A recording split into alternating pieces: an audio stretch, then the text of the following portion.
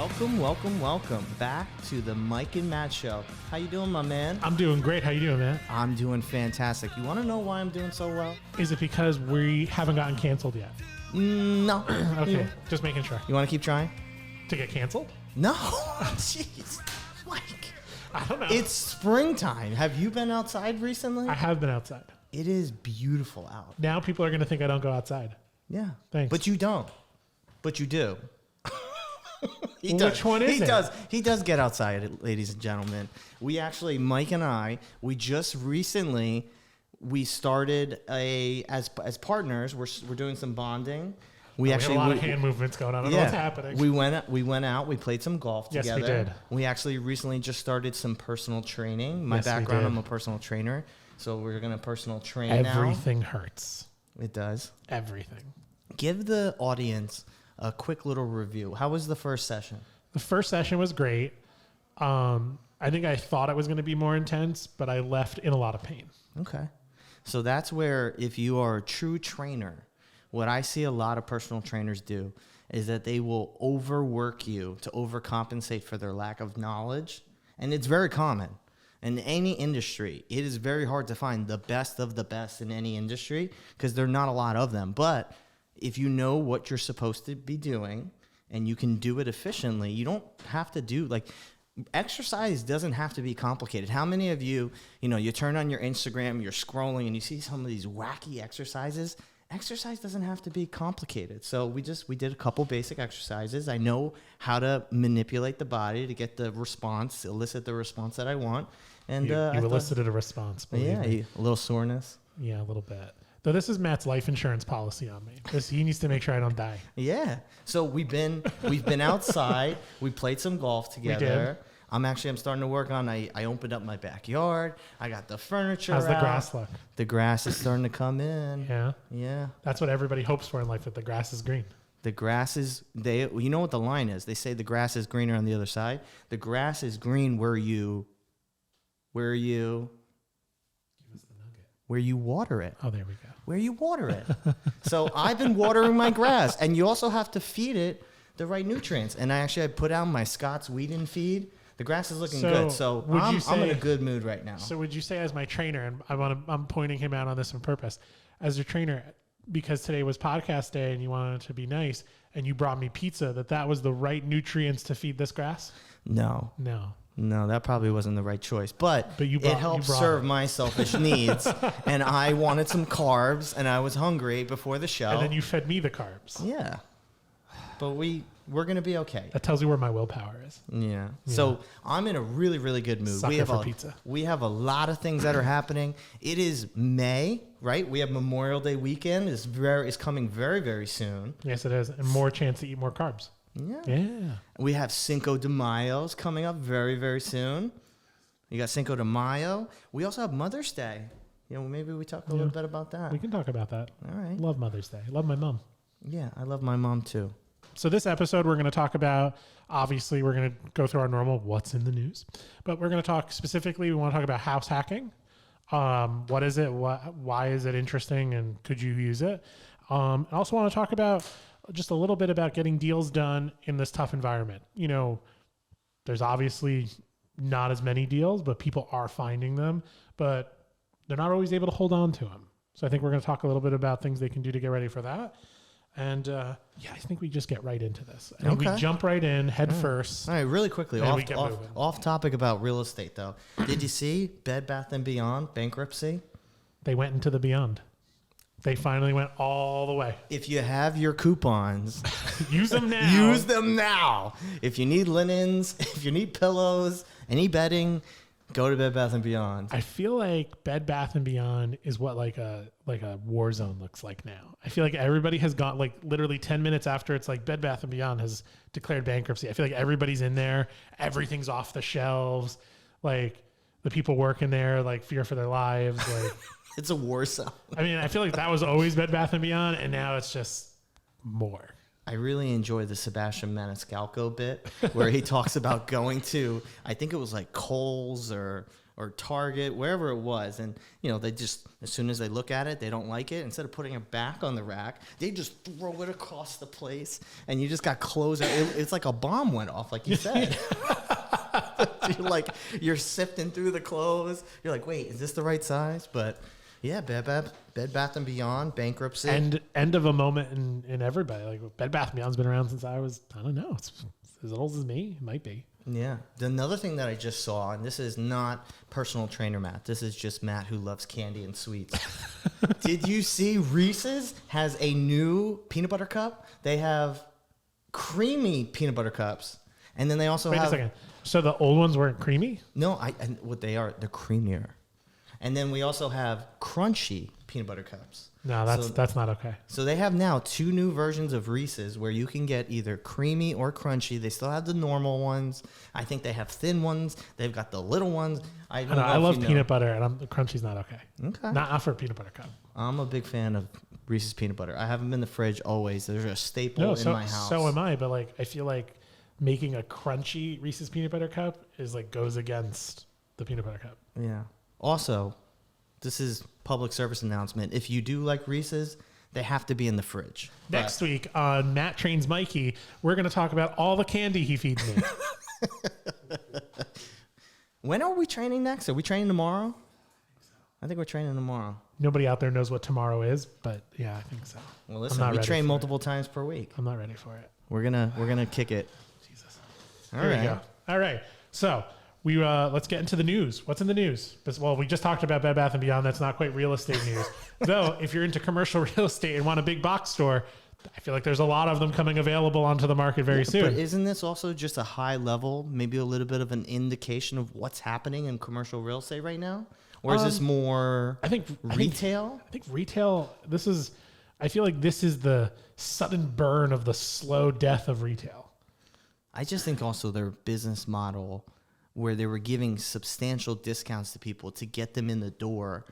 I just didn't think it was a sustain. I was always wondering, how could you continue to give 25% off? Because you charge 25% more.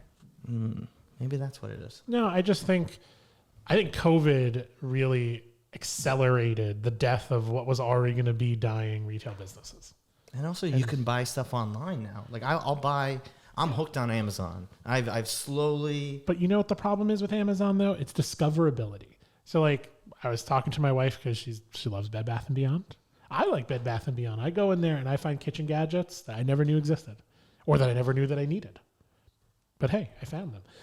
But I think that's the problem. I think that's the problem with the death of retail in general. I don't know why we're getting into this one, but is that you can't, unless you're going somewhere to look at all the things, online, you go on Amazon, you don't know what you're looking, unless you know exactly the thing you need, you don't know what you're looking for. You're going to just type in kitchen gadget into Amazon. Oh my God, that's like doom scrolling for 24 hours. Mm-hmm.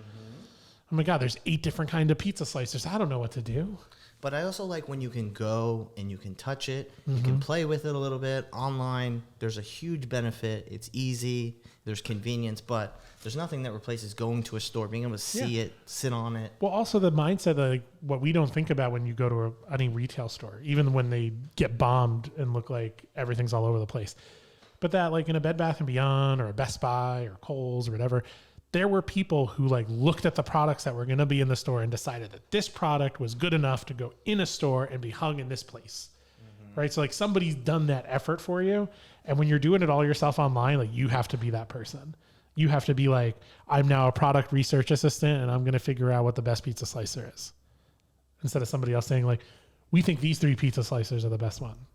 That's where I think even with ChatGPT, artificial intelligence, all that stuff, there's still always going to be a need for customer service. And that's something that we take a lot of pride in at Alpha. So I think I'm going to go ask ChatGPT what the best pizza slicer is. Okay. We'll see what it says. Hey, you never know. I won't ask Bing though. We'll check it out after the show. Bing's a little finicky for me. I can't handle that one. What else is in the news, Mikey? Oh, well, let's talk about something real estate that everybody's interested in. Mortgage rates. Yeah. What do we got? What's the number? I don't think that there's really that big of a change. I know, but what's the number? I think it's we're at 6.8 for the mortgage rates average. I mean, that's as of the end of April. It depends. 6.8. It depends where you go and where you look. You can see it in different places, but we're in the mid to high 6s right now. Smidge up. Not as low as it was. 6.9. Yeah, I think it's a smidge up than what it was. Okay. I think we saw a little bit lower in the 6s. But, I think high level, I know we keep talking about mortgage rates every time we do the podcast. And, I think people, what we do, we make hard money loans. Who cares about the mortgage rate? Like, it matters because it tells us whether or not we feel like certain economic factors in real estate are going to be beneficial to us. Mm-hmm. And even though it looks a little high now, I still think it's going to be on a downward trend. I do think it. And I think things are just like calming down. Everybody's, I think, taking a deep breath. All the wacky stuff is kind of done. But who knows? I say that, and like 10 minutes after this podcast launches, like, I don't know. Yeah. Every Best Buy explodes. I don't know. Something could happen. But I do think we're going more into normalization. I think, with the Fed, with the rates, with everything, I think things look like they're working-ish. Yeah, there's I think we said it was either the episode before that, but we were basically saying everything is kind of steady. Now, inflation, that's still, something that we still have to deal with moving forward. Inflation has to still come down, but I would say everything is pretty status quo recently, right? Absolutely. So while everything's still status quo, we want to talk about a couple things that you can do during a time of status quo, right? So why is what's the status quo? There's not a lot of inventory. So for flippers, hard to find deals. When you find deals, you really got to work hard to get them. But there's a trick that people have been doing since long before we got into this economic space, and that's house hacking. And we are very lucky because here at Alpha, we have our very own resident house hacker. Welcome, Matt Weber, resident house hacker. Hey, Michael. Oh my God, it's you. Okay. Anyway, so Matt is a house hacker. Matt purchased a multifamily home. He lives in part of it. He rents out the other part of it. That's one aspect of house hacking. He's going to let us know a little bit about his journey there. He's going to talk to us like, what is it? What is house hacking? And we're going to kind of go from there, see how it's benefit. Can you do it with our business? That's, I think, is a great question. I think a lot of people want to know the answer to that one. Can you do house hacking with hard money? I don't know.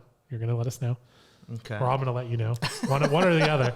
But I think we start there. Like, let's just start at the top. What is it? What is house hacking? It sounds really fancy, but what is it? Yeah, when I got into real estate, when I heard the term house hacking, I'm like, what is that? What it basically means is, like, when you think of the word hack, right? You're trying to maybe work around what's the normal path. Home ownership is not something that's very attainable right now. And I think that's a nationwide thing that we're working on. You've seen it over the last decade with FHA. They have the new home buyer. You can get into a home at 3.5%, 5%. There's some great opportunities if you're looking to get into a home. But just in general, if we've talked about this ad nauseum, inflation, cost of living, a lot of things, taxes. With all of that, it's not always the easiest thing to own a home. And when most people live in a home, yes, does the home appreciate over time? Yes, but typically home ownership is not always what you would think it would be. People always look at home ownership as an asset. It's really, at times, it's pretty much a liability. We're going to talk about the what's the benefit, where in my case, I get a little bit of both, right? It can be a liability at times. The house has appreciated over time, but I'm actually generating income. The house is paying me instead of me having to pay for the house. And I think that's where the house hacking comes in. I own a home, and I was able to get into that home, and because of the rental income of the property, in my case, it's a two-family. Mm-hmm. It's a cool little story, actually. I'll share it with you guys really quickly. When I first got started with Alpha, I was living in New York at the time. It was in Staten Island. I was in Staten Island. Yeah, you were. Yeah. And I was driving down to Lakehurst every single day at the old Lakehurst office. And it was a hour 15 drive. It was a long ride. And I got to a certain point. You have to cross the outer bridge every day. Mm-hmm. It's like taking your life in your hands. Yeah. And I needed to figure out a better way. And I also was looking to move back to New Jersey. I wasn't in Staten Island for a very long time, but there was a point where I needed to get back, and I didn't want to rent. For my first 5 years out of college, I lived in an apartment, and I realized when you do the math, it's crazy. If you are paying, let's just do easy numbers, $2,000 a month for the rent, 12 months, That's $24,000 a year. I paid rent for 5 years. That's $125,000. Now, if you own the home and you have a mortgage, the one benefit to that is that you're paying yourself back. Yes, you have to obviously have to obtain a mortgage because obviously you're not buying the house with your own money. You're borrowing the money, but you're paying yourself back basically. And in the case of this house hack, it was a 2-family. Mike, your best friend Patrick, yes, connected us. I remember talking to you. My childhood friend, yeah. Yeah, your childhood best friend. He's like, you're like my adult best friend. Yes. I have my childhood best friend. No, he's still my best friend. I mean, my God, anybody who wants to spend 30 years knowing me, it's my bestie. Yeah. But Patrick was looking to move out with his wife. They were engaged at the time. They were looking for a bigger home. They were starting a family. And I remember telling you that I was looking for something, and you're like, why don't you, my friend, why don't you make an offer and you could buy the house? And I made him the offer. It was a 2-family, and you were like, what you do is bypass the realtors. So this was a owner deal. Yeah, I went straight to Patrick. Saved everybody money. You helped negotiate it. If it was, like I always say, if it wasn't for you and also Dave, like you two, I leaned on you guys a lot in those 2 months right before moving into the home, getting the mortgage. Also, I want to give a shout out to John Palumbo. Great guy. If you're looking for a mortgage on the traditional side, he also helped me out. So again, it's always about who's around you, right? I would never have done this if I didn't have you, David, John, and you were like, you can live in one of the units. The other unit, it was a Section 8 tenant that Patrick had at the time, and he was making, I think it was around $1,450-ish. Guaranteed. Yeah. Every month. Section 8, never late. Has anyone heard of that? Section 8, lever 8, never late. And I moved into the bottom unit. We bought the house, but it was a great experience for me. It still is a great experience for me. It's one of the, aside from starting with Alpha, I would say it's probably the greatest thing that ever happened to me, where I got into this home with very little money down. And because of the way that house hacking works, if you have a 3-unit, if you buy a 4-unit, those are really the ideal scenarios. If you're going to get into house hacking, yes, a 2-family, you could probably do it. Obviously, it's not house hacking if you're doing it with a single family, because you're paying for that home. But the 3 and 4 is where you could even have potentially a vacancy and you're still going to be net positive. In my case, it was the lesser of two evils. It was either go become a renter again, just continue to pay someone else to become wealthy, or I could pay myself to be wealthy. And actually, if you look at the numbers, the way it works out, I'm bringing in about, at the time, it was $1,550. I actually put in a Section 8 tenant from my first year, and my rent has gone up to $1,650. Luckily, knock on wood, through COVID, I had a tenant that was loyal, took care. Obviously, sometimes things come up, and she worked with me. I worked with her. We ended up never falling behind more than 60 days, which I think is that's the cardinal rule. Yeah, not falling past 2 months, and it's appreciated and valued tremendously. But so you tell us a little bit of your story. So if you had to tell somebody else this, who is house hacking for? Like, what is the ideal person to jump into something like this? Someone who wants to get into real estate and may not want to buy a pure investment property, and you may want to, as they would say, eat your cake and have it too. You can own the real estate, but you can also kind of rent from yourself, and you can minimize your expenses. In my case, I was renting 50% of the home to myself, and after my rent that I was getting from my tenant, I ended up maybe only paying $600 a month, to where it was with principal, interest, taxes, insurance, and also with the way that if you do go FHA, that's the way that you would typically obtain a property like this. We can talk about the hard money, but you have to typically pay PMI if you're going to go non-conventional. Mm-hmm. So you have your PMI, principal, interest, taxes, insurance, and I was maybe paying $600. If I went out and I was renting by myself, I'm looking at maybe 3x that. Easy, $1,800. So if you're somebody who's looking to get into real estate and maybe you don't want to jump into a pure investment property, maybe you can't, this is a great way for you to get into real estate. One of the benefits you mentioned was that positive cash flow, or really reduced amount of dollars you have to put into it. So if you had to weigh it, what would you say are like the top 3 benefits of house hacking that you've experienced? And what are the top 3, it's almost like what are the top 3 problems of being a homeowner, but now you're a homeowner and a landlord. So maybe, give me the both sides of the story. Yeah. Let's focus on the positives. So if we focus on the positives, number one, I just told you one of the benefits. It's getting into an investment property. You're starting to build equity.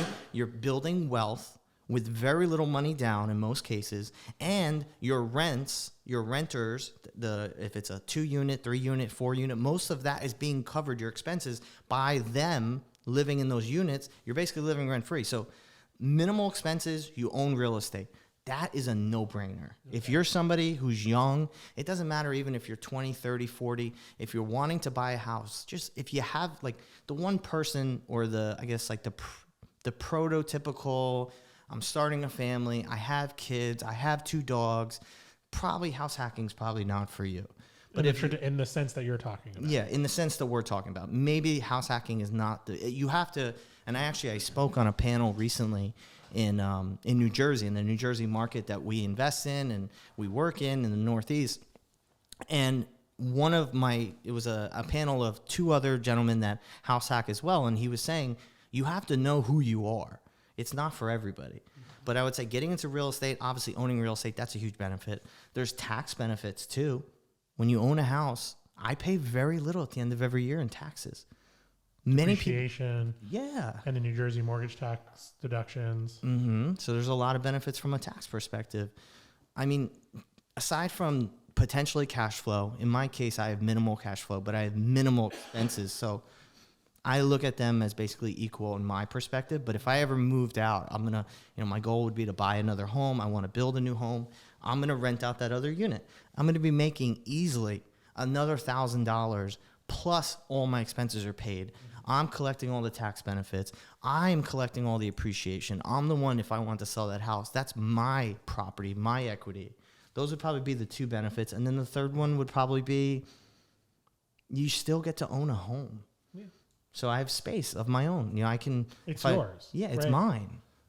As opposed to renting an apartment building, none of that's yours. This is yours. You can still do a lot of what you want with it. Yeah. And I can also flip to the other side of the coin. And if I were in a big apartment building, you have low maintenance. Like one of our partners, Mark, he's owned homes and he says, I'll never own a home again.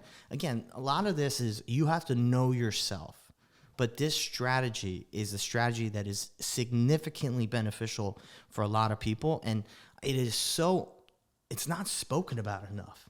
And you hear like on Bigger Pockets, it's a great organization. They do a lot of education. They'll talk about it, but you don't hear a lot about house hacking. And I think like the younger generations, instead of just being renters always, and again, there's pros and there's cons. But if you are somebody who says, I'd rather instead of rent, maybe you don't want to deal with the headaches of maintenance. You don't want to have to deal with, when it snows in the Northeast, mm-hmm. I gotta shovel the sno, or I gotta get somebody to plow the driveway. But you got to mow the lawn and you got to do all the things. If that's something you're not, that doesn't get you excited, then maybe renting is for you. But so you said it's not talked about. Like, why isn't it? Like what? So I'm trying to get to what are the bad things? Okay. So I'm going to answer the first question. You gave us 3 really powerful things about why house hacking is good. Now tell me the 3 things why it's not. Well, we're going to get to why it's not good. But the big thing is... We're going to get it. I love the deflection. I don't want to talk about it because it really hurts. I have scars and scar tissue built up. But you were talking about why it doesn't get talked about a lot. I think it's because people like us, we don't talk about it enough. And I'm glad that we're talking about it today because I want our listeners, I want the people that we talk to know that this is something that they can do. They talk about those first-time home buyers, the mortgage programs that are out there traditionally. People know about that. I want people to also know about house hacking. It is an incredible way for you to build wealth. You can, slingshot yourself, to a huge upward trajectory by owning a home, especially if it's a 2-family, a 3-family, a 4-family. I mean, you could do this even theoretically in an apartment building, a small apartment building if you want to. But then we go back to extreme. Yeah, you may be paying a lot for something like that. All right, so now come on. Open the wounds up. I want to hear them. I want to hear the tough ones. The negatives. The negatives is obviously you're dealing with another tenant. Okay. Right? So I am theoretically a tenant. Well, there's also another tenant that I now have to manage. And sometimes they're humans. Things come up. So what happens if they don't pay the rent? What happens if there's something that happens in the unit and you need to fix something, right? There's going to be normal wear and tear, but sometimes there's maintenance, sometimes there's repairs. And I'll go through. I'm going to tell you. So basically, landlord problems. Yeah. That would be number one. Number one is you have landlord problems. Yeah, the toilet's stuffed. It's 2 a.m. Well, I would say I'd break it up into two pieces. I would say the landlord problems from a management of the property, but also the financial aspect of it is you're relying on that person to make their payments every month. Okay. So you want to make sure you have systems in place. So number one, financially, if it doesn't go the right way, that's pretty painful. It can hurt, yeah. And number two, you have landlord problems. It's number three. Yeah, you got to deal with the problems. Number three, house hacking. You're sharing a space with other people. A lot of the reasons why people buy homes is because they want privacy. They want to have their own space. And in my case, I would definitely not suggest this, but it just happened. I'm actually I'm the unit below where my tenant lives. So if my tenant's upstairs and she's up late at night, or if she's cooking, if she likes some music, she's feeling really good and she wants to dance, well, I'm going to hear all of that. And when you're on top of somebody, obviously that can be that's going to affect your lifestyle. If I want to sit down and I want to just decompress after a day at work at Alpha, all the stuff that happens, and I just want to sit on my couch, turn on the TV, and all of a sudden, boom, boom, boom, boom, boom, boom, boom. Well, that's what I signed up for. I have to accept it, right? Yeah. But absolutely. I would also suggest, if you are someone who wants to get into a 2, 3, or 4, see if you can do them side by side. The top and bottom. In my case, it was an older home that was converted to a multi. But sometimes they have those apartments where you'll get a 2-family and they have a side-by-side unit. That's definitely, if you're going to do a side-by-side duplex, that's what I would definitely suggest, because that'll help mitigate a little bit of those issues. All right. So now on to the big question. Can you do this with hard money? Technically, no. And well, give me the technically yes then. Well, we have to, the technically, if you wanted to, again, hack house hacking, well, what you could do is you could buy an investment property. If you're still, say, I was living in Staten Island and I'm still living with my parents and I want to buy an investment property, I go to Alpha, I get the dollars to purchase it. I'm also going to get the money to renovate it, right? I get a loan with Alpha. And my whole exit strategy is I'm going to refinance afterwards. It just happens that I'm going to be the one that refinances to myself. That's not okay. Technically, the way that we're set up as lenders, we have to. Well, the refinance is okay. One of my LLCs is called WebGem. Right. So if WebGem purchases the property, WebGem LLC, and then I'm done and I want to refinance it into my personal name, Matthew Weber is getting a mortgage, it's considered, because this is where people have to understand with house hacking, I am 50% landlord and I'm 50% tenant. So 50% of it is that I'm also a tenant, but the other part is I'm the owner of the property. So you're actually, like the way that I actually got my mortgage initially, if I did not do the purchase and rehab through Alpha or like a hard money loan, you would go and you would get an FHA loan. That's how I did it with John Palumbo. And, if you do ever have a property on the traditional side, seek out a reputable mortgage professional. They're great. They'll help coach you, because sometimes we just don't understand how things work. And I still to this day have questions 7 years later how some of these things work. But he coached me through it. I ended up getting it in my personal name, but because I didn't have enough income personally, they take part of that rent. So I have 2 units, but let's go back to just like a 3-unit or a 4-unit.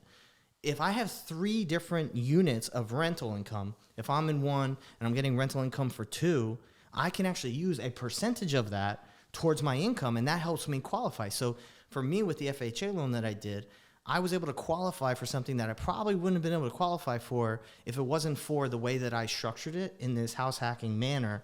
But I had to do it in my personal name. Now, with hard money, you're saying that I could buy it in an LLC where I'm the owner. Yes. And then I refinance out and I'm still the owner of the property. There's one but there. When you buy the property with hard money in your LLC, you can never live in that house. For the life of your hard money loan, you can't live in it. So if I finished if I was in the process of refinancing, you can't move in. I can't move in prior to the closing Correct. of the official It's refinanced out. When you- Alpha's paid off completely. I cannot move in 30 days prior. If my Correct. work is done in month 6 and I don't refinance until month 8, those 2 months I cannot be in those units. Correct. The day of the closing. Before the closing, you can't live in the house. After your refinance closing, you can live in the house. Interesting. So you can buy a multifamily. You can use our money to renovate it, and then you can get a loan through someone like John, right? You can refinance it, and literally as soon as you sign your refinance paperwork, that's your house. You can move back in. But you can't move into it while you're in a hard money loan.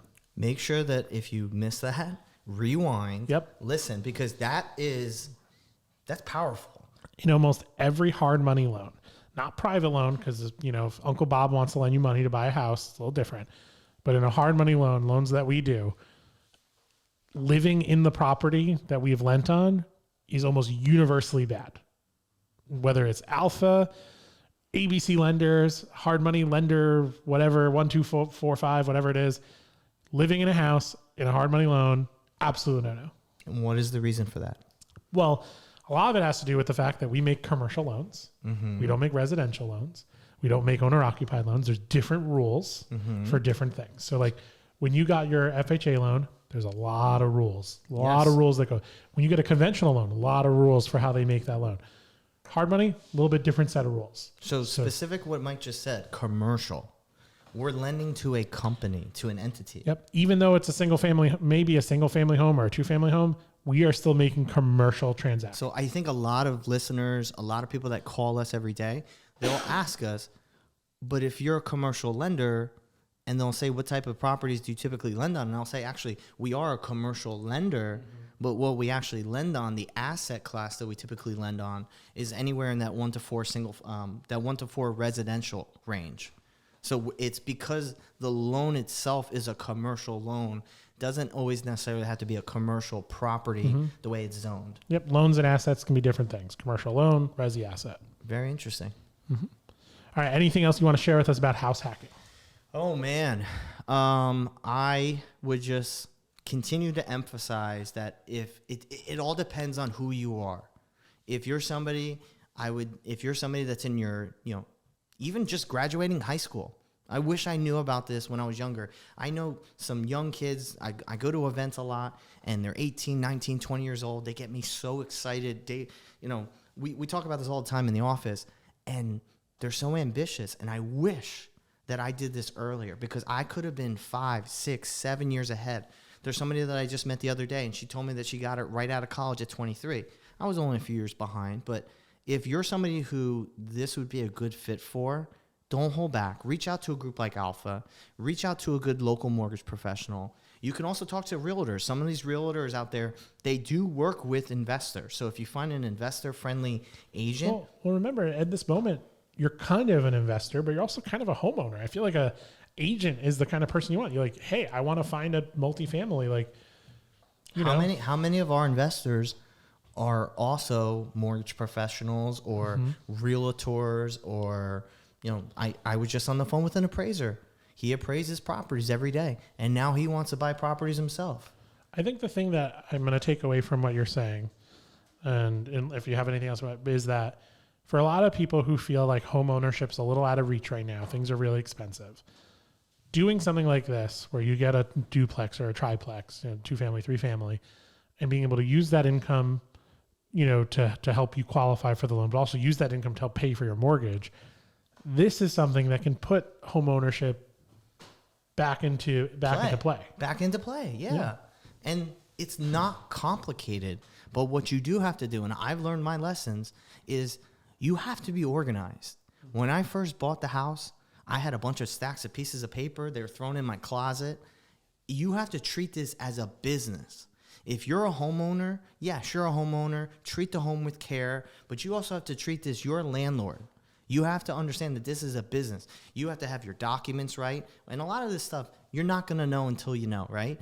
I was lucky that I'm of the personality type that I'll jump in the pool and then I'll figure it out afterwards. Not all people are like that, but I learned along the way. Like, you have to make sure that your lease is so important to make sure that you outline specific things in your lease. You need to make sure that all your documents are straight. You need to be organized. If you need to get a CO, if you need to do repairs, you need to have pictures. When you first have your tenant go into the unit, make sure that you have pictures of the unit. There's a lot of things that I did not know when I first got into it. And now being on the other side of it, a few years later, these are some of the lessons that I've learned. And, again, sometimes you're not going to know until you know. It's the cliche. You don't know if you don't know. But those are some things that I would definitely suggest. I love it. House hacking, everybody. Look it up. Call us if you want to talk to Matt about it. I'm sure he'll be happy to tell you about it. But also do your own research. It's really interesting stuff out there. This can put home ownership back into play. Now, we're going to move on. Mm-hmm. Is it hard to get deals done?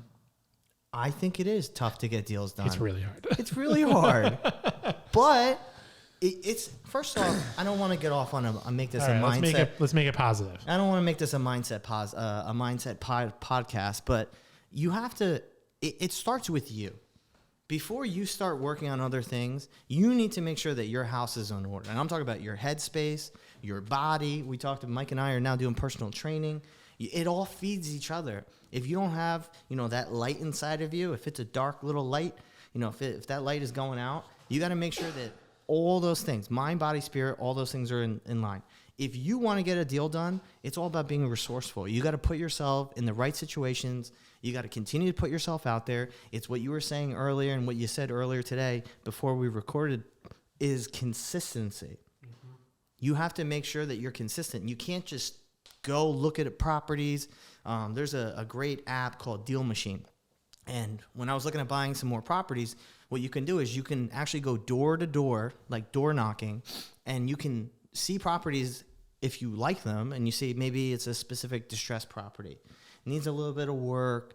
You're like, this could be maybe it's an under-managed or mismanaged property. Who knows? But you take a picture of it with Deal Machine, and it'll actually tell you who is the owner of the property. It'll give you contact information. It'll tell you how much the property's worth. It'll give you some of the tax information.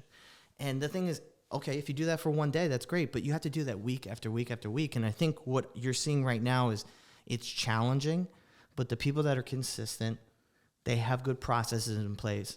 I think also you have to be dialed into what is your strategy. You can't be in 5 places at the same time. If you like getting properties off the MLS, then you need to be dialed into, I need to take myself and I need to not just be a professional, I need to be an experienced professional. If I'm going to go after MLS, who are the people that I would, source properties from on the MLS? Am I going to talk to realtors? Am I going to maybe become a realtor myself? Maybe I get a license so I can have access to the MLS? Or am I going to go the auction route? Am I going to go with the wholesalers? A lot of people, they'll buy properties from wholesalers, but I think it's understanding what is your deal sourcing mechanism and dialing in on that. I think that's part of it, but I think it goes back to what I'm going to call the theme of alpha. I feel like for the last, before COVID, during COVID, I can't even tell. It's all a big blur.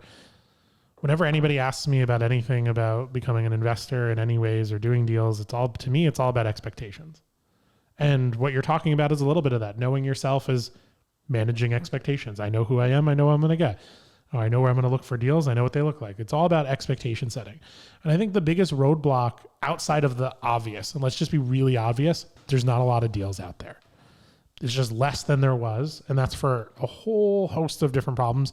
If you listen back to our Mark Colazzo episode, we talk a little bit about what those problems are, about kind of what COVID did and low mortgage rates and all these other pieces and moratoriums and all that kind of stuff. But, there's just less deals. So the thing about what we're trying to say is about now in a field of real estate where there's less deals, when you come across a deal and you want to get it, oh, look, it's like you went out in the wild and you found the zebra and you need to take a picture of it before it runs away. Like that's your deal.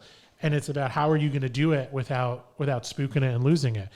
And I think that's where personally I'm seeing a lot of hang up with our borrowers, right? Like they're getting to a deal and then it falls apart for multiple reasons. And I think I always go back to, in everything about real estate investing, it's all about expectations. If you've never purchased a piece of real estate, You need to have the expectation that it's going to be something new. If you've never flipped a house, you have to have the expectation that you're going to run into things you don't know. You have to constantly have expectations. And I think the hardest thing that I'm seeing in this environment is money. We always talk, there's always that old adage, cash is king. Mm-hmm. Never more important than today. Never more important than today. Because it's so hard to find deals, and because not just in regular resi world, but in our world, the credit box is tighter. What lets us be able to do a deal is much tighter than it used to be. Leverages, definitely not what they used to be. I mean, we used to do, doing a deal where somebody brought 10% of the purchase price down and we funded the rest was like bread and butter for like 5 years. Mm-hmm. That was like, of course you offer that. That is not the leverage and credit box today. But with the right mindset, and if you're resourceful, you can put the right pieces together. But before you even get to that, what you were just saying, and I think it was great the way you said it, setting expectations. I think a lot of it, when we get borrowers that call us every day, is making sure that you're prepared when opportunity, right? You ever hear the line, luck is when opportunity meets, luck is when preparation meets opportunity. So opportunity is going to present itself. Maybe not as often as it has been over the last couple of years, but if you're prepared, you can pull that trigger. You can take the picture of that zebra. Completely. And that's where I'm going with this, which is that it's that lack of preparedness that falters people's expectations. And what are some things that investors could do to be better prepared right now? So if opportunities are far and few between, what can you do to make sure, specifically, we'll talk about it from our borrower perspective, in a real estate investor, what can they do right now to be more prepared? So there's a few things. Number one, you really need to take the time to understand the world that we live in today. You need to understand if you're using hard money, if you're using something like hard money and not private money, we have a whole episode on private money, but we're talking about hard money, we're hard money lenders. You need to understand what it is realistically that you can get in this business today. And that's not always going to be the same. Like I just said, before COVID and a few years before COVID, very different than what it is today. But it's saying, all right, I know for the most part, this is the leverage that's possible with these criteria. What am I missing on this?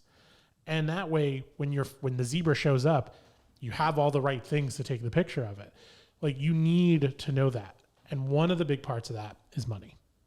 That's the next part. So, knowing what you can get yourself into, knowing what's out there, knowing what's real, right? I get a lot of calls every day. People are like, "Can I put 5% down?" No, you can't. It really just doesn't exist.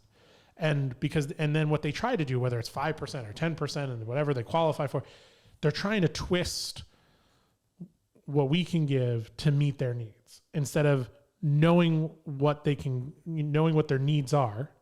Like, I need to do this, and twisting their expectations to meet it, right? Like, if you want to do a deal and you want to do a deal of this size and you know what leverage can be given to you, you got to make sure you have the other side of that equation figured out, right? Yeah. Lenders, hard money, we're one part of an equal sign, right? Do you think there's another part of the equal sign that you have to figure out? Do you think a lot of investors look at us as a one-stop shop? They're like, can you just fund the deal, 100% financing? Absolutely. Can you close tomorrow? Absolutely.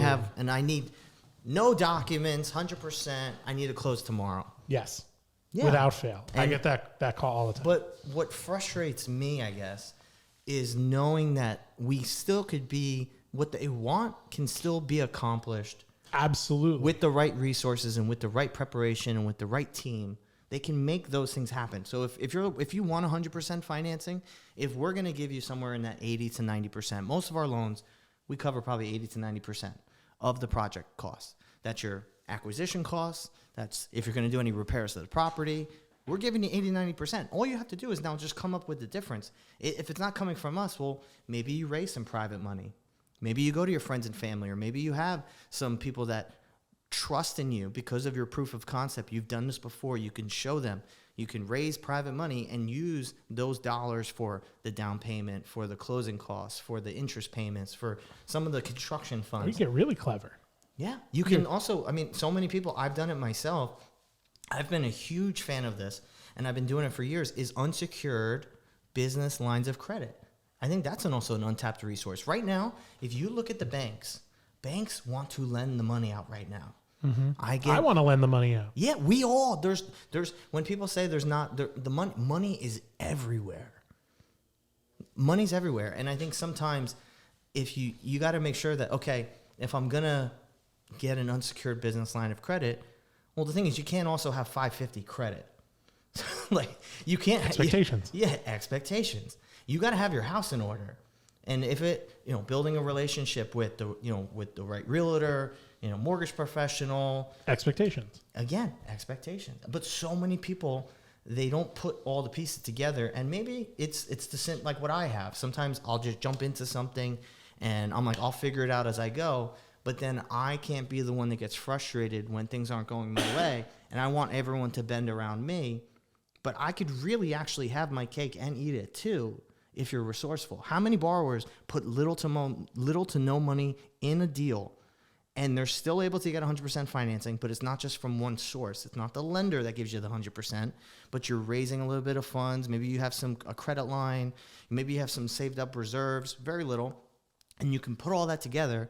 You have a really good credit score. You go to a lender. You have a great relationship with them. So you know if you need to move quickly, you can get that deal closed within a couple of days because you already know that you're pre-approved. Like at Alpha, we have pre-approvals. We have a proof of funds builder that we built in the last year. So there's ways that you can make things easier on yourself. But like you said, expectations. Yeah. And I feel like one day someone's going to be like, if he talks about expectations one more time on this podcast, I'm going to ban it. I'm going to cancel it. And I never want to listen to this guy ever say the word expectations ever again. But and I'm going to keep saying it until it really sinks in. Well, also sometimes I think we have to be, so many people want to give you what you want to hear. And I think it's important to know you need some people in your life that are going to tell you what you need to hear, not what you want to hear. Absolutely. And I think sometimes we have to tread that line a lot. You know what I think we have to do? I think the best way we're going to help people here is I think we're going to do an episode on alternative ways to finance your deals in addition to hard money. Ooh. How exciting would that be? You can get into a deal with little to no money down, and we'll show you how to do it. We'll introduce you to the people that we use personally, people that I've even used. Use this himself right now. Yeah, I use them right now. And they work with people across the country. California, Texas, Florida, wherever you are in the Northeast, Midwest. We got you covered. I think that's a great idea. I think preparedness and expectation. And, I think a lot of people are like, well, did you really tell me how to get a deal done? I'm like, yeah, I just did. That's what we're here for. But you know what's funny though? I think people listening think I was going to give like some magic bullet to how to get it done. It's funny, right? Because like I said, we're gonna tell you how to get deals done in this difficult environment. And I just said, you need to be prepared and have good expectations. They're like, That's all you got? That's all you got? That's all it takes. This business is not that hard. What did we just talk about in the beginning of this episode? What were we talking about? I know we talked about a lot of things. We were talking about pizza. We talked about pizza and how I fed you pizza after we started working out together. But remember we were talking about exercise? Yes. And it doesn't have to be complicated. No. Sometimes and this business is not that complicated. Just look at, I'm a big football fan. I don't know if you know, the New York Jets, they just got Aaron Rodgers. Very, very excited. If you're in the Northeast, New York sports are back. But even a sport like football, it's not complicated, right? You have your offense, your defense. You're trying to stop the team from scoring points. You also want to score points yourself. But sometimes they do some trickery. But for the most part, you just want to kind of keep the other team on their heels. You want to maybe throw the ball, run the ball. Like baseball, the same way. Like most things in life, it's consistency. And I think it's accepting and falling in love with some of the the monotonous, those basic things. It's funny. I'm going to age myself here. In the original Space Jam, Michael Jordan's Space Jam, not LeBron's Space Jam, where they slap the label on the bottle and they call it like MJ's Magic, whatever. But I think it was the magic juice. I don't remember what it's called. But anyways, it was just water. But it was up here. Yeah. They thought it was special. I understand. And that's what I'm trying to say. But there's no like, here is the magic formula to getting deals done in a tough environment. No, it's be prepared, know what you can get, and then have the tools and have the right expectations to do it. It's that simple. And like, I did a little bit of a fake out about like, I think I was trying to make it sound like I had really top secret info. But this is the best info I can give you. These are the things. If everybody came to our door prepared and with the right expectations, they would make more money, they would get more deals closed, and they would have an even more incredible experience than they already have. And then they could work on the other things. What I think is really exciting is once you begin to get deals done, once you start to make a little bit of money and you get a little taste of that success, then you can start discussing, well, what do I want to do next? It's like everything. Everything, once you do a deal, deals make more deals, and more deals make more deals, and it's like anything. I have an investor that I'm very, very good friends with, and he has people that call him every day with properties, and you would never think that these properties would be out there in the universe, but because he has a great reputation, he's got processes in place, he's got great relationships, people call him because they know he'll get the deal done. And these deals, they have good margins in them, they're out there. But what happens is if you're not that person that hasn't built that reputation, that doesn't have those relationships, you just may be on the outside looking in. It's like kind of like the clubs, right? If you don't, it's all about who you know. I think so many people, they get it twisted, and it's really who you know, not what you know. Because you can always acquire the knowledge. You can always search. As long as you're resourceful, you can always find the resources. I love it. And on that, I think we're going to wrap up here. A couple things on our way out. Next episode, we're going to have a really awesome guest, another founder, another partner of Alpha Funding, David Hansel. He's going to be on our next episode. Yeah. Something else I want to share with everybody. You can check Matt and I out. We were recently featured on the Weekly Juice podcast.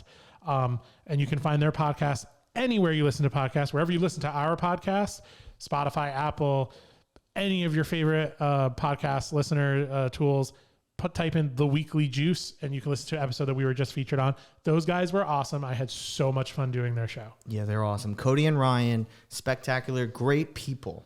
Really good people. It was a lot of fun being on their show. I had a good time. Well, because every time we talk to them, I don't know. It's just when you vibe with certain people, I picked up on it really quickly. We were introduced by a mutual friend, and that's what's really exciting is when you meet good people because you're doing the right things and you know good people, and just more good people get brought to you. It's awesome stuff. Absolutely. So check out our episode on there. Check out the rest of their episodes. A lot of great education in their episodes. Mm-hmm. Where can people find us in the real world? Well, in a couple of days, we have the New York City Real Estate Expo at Citi Field. They're doing it. Normally, they would be doing it. I think it's at the Hilton in New York City in Midtown, which is just just another nice hotel with a big ballroom. But this is actually at Citi Field. You might see myself, Matt, running the bases. And then shortly after being taken out of Citi Field. Yeah, escorted out of the stadium. Maybe I'll pick up some Shake Shack while I'm there. They have some great food. And, there's going to be a lot of hard money lenders, private lenders, brokers, mortgage professionals. You'll see investors Real there. estate professionals. Yeah, everybody's going to be there. If you're looking to have a really good time, it's a beautiful venue. I don't know if you've been to Citi Field. We'll be there. It's all day on May 10th. I believe that is May 10th. Tuesday? It's Wednesday. And then also, we're based in the Northeast. We'll be in Manalapan, New Jersey on May 22nd at 6:30. It's my birthday. That's your birthday? That's my birthday. Oh, well, we're going to be celebrating Mike's birthday at K-Chev's. He does a monthly real estate networking event. It doesn't always have to be real estate. He also has business professionals in other areas that will be there, but it's a great place. Anemo's great cuisine. We'll be there on the 22nd. I've been there. It's good food. Celebrating Michael's birthday. Yeah, it's my birthday. All right. And obviously, listen to us everywhere podcasts are available. If you're on YouTube, please find us on Spotify or Apple and just hit follow. Does a lot for us. Reviews on Apple does a lot for us. We really appreciate you taking the time to do that. Anything else, Matt? No, just say what you just said. We really would appreciate the support. We're going to continue to put out great content. We're trying to bring on some really good people that are going to bring value to you. I think we just got a great idea for an upcoming episode. We're going to work on that. We'll be working on that. We'll keep that tucked away. And I hope you guys all have a wonderful Memorial Day. It's May. It's beautiful outside. Make sure you get some fresh air. Don't just be stuck in your office. Get outside, get moving, and hope you have a great day. Don't eat the pizza. Have a good one, everybody.